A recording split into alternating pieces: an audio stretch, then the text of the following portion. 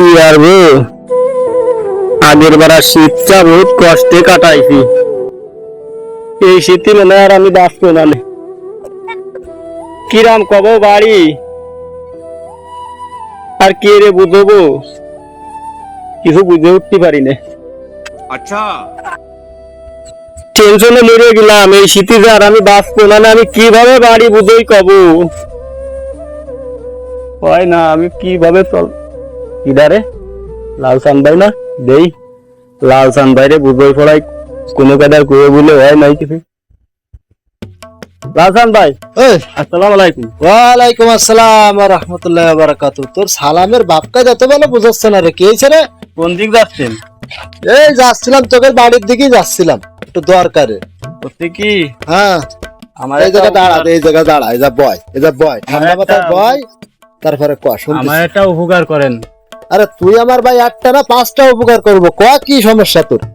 শুধু আমার বাড়ি একটু বুঝই কলি হবে না।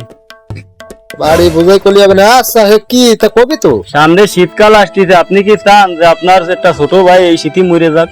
ও শীতের জন্য আর টেনশন করিস না, আমি একটা জ্যাকেট কিনে দিবানি তোরে, তুই কোনো টেনশন করিস না। জ্যাকেটের কথা করছি নাই, তা কি জিনিসটা কবি তো।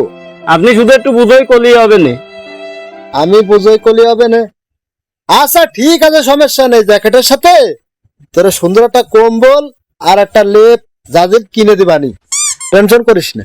বোঝে না, আরে কি মুসিবতে পড়লাম রে। ওই ল্যাপ কেতা কম্বলের কাজ না। তাই আপনি শুধু একটু বুঝই কন,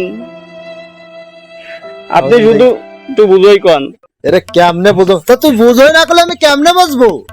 আপনি শুধু আমার বাড়িতে একটু বুঝই কন, একটা কানা হোক, কুড়া হোক, ল্যাংড়া হোক, যা হোক, একটা বলি আমার চলবে, নাহলে এই শীতে আমি বাঁচবো না নে। লাইক কই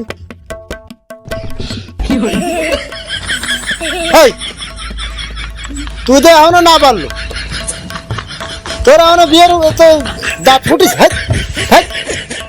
আমার না ভালো লোকের কথা করতেন, আমার বয়সের দিক তাকালেন, হ্যাঁ জীবনের দিক তাকালেন না। আরে কই কি আমি জানি, আমি জানি সবাই মিলে চাচ্ছে আমি যাতে এই শীতে আর না বাঁচি। আগের শীতে আমি বহুত কষ্টে কাটাইছি, এই শীতে আমি বাঁচবো না নে।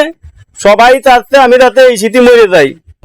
এটা বিয়ে দিলে আমি বাইরে থাকতাম, একদিনে নিয়েও তো সাফল্য করতাম।